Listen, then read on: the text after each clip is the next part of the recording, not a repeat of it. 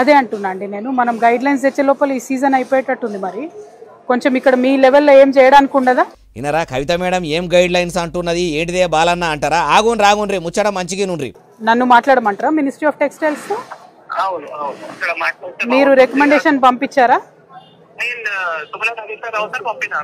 ఎంత ఎంత ఎగ్జామ్షన్ కి పంపారండి కలెక్టర్ గారు? ఇన్నరా మొన్న మోపైన మోంతా తుఫాను వానలతోని పత్తి రైతులు మొత్తం బాధపడుతురు. పత్తి మొత్తం పాడైపోతుంది. కలెక్టర్ ఓ కంట చూడాలే, అన్నదాతలు మస్తు తిప్పలు పడుతున్నారని కవిత మేడం ఇట్లా ఆదిలాబాదులున్న పత్తి మార్కెట్కు పోయి కలెక్టర్కు కాల్ చేసి మాట్లాడిందట.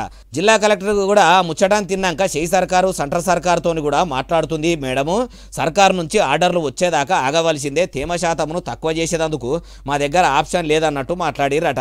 ఇప్పటికే అన్నదాతలు ఏం తక్కువ 50,000 రూపాయల కంటే ఎక్కువనే లాస్ అయ్యిండ్రు. ఆరుగాలం పండించిన పంటలకు మద్దతు ధర వస్తేనే మంచిగా ఉంటుంది. వాళ్లకు పత్తికి ఇంకింత తేమ శాతం ఎక్కువ ఉన్నా ఏం కాదని మీ చేయి సర్కారు పనిచేయాలని చెప్పుకొచ్చిందట. అమ్మా కల్వకుంట్ల కవిత మేడము, మీ కారు పార్టీ ఏలుబడిలో కూడా ఇట్లా పత్తి రైతుల కోసం పట్టించుకొని వాళ్ళ బాధలు వాపేదందుకు ఇట్లా జనం బాటలు బట్టి జనాలతోని ఉంటే ఇప్పుడు ఇంత తిప్పలు మీకు వచ్చేది కాదు. మీ నాయన కురిసి జారిపోయేది కాదు. మీరిప్పుడు ఇట్లా పబ్లిక్లకు పోయి మీకోసం మీరు పాకులాడుతుంటే ఎట్లున్నదంటే అనపచేన్ల ఓడగొట్టుకొని కందిచేన్ల ఎంకులాడుకున్నట్టే ఉన్నది అంటున్నారు ఏ ముచ్చటిన్నోళ్ళు.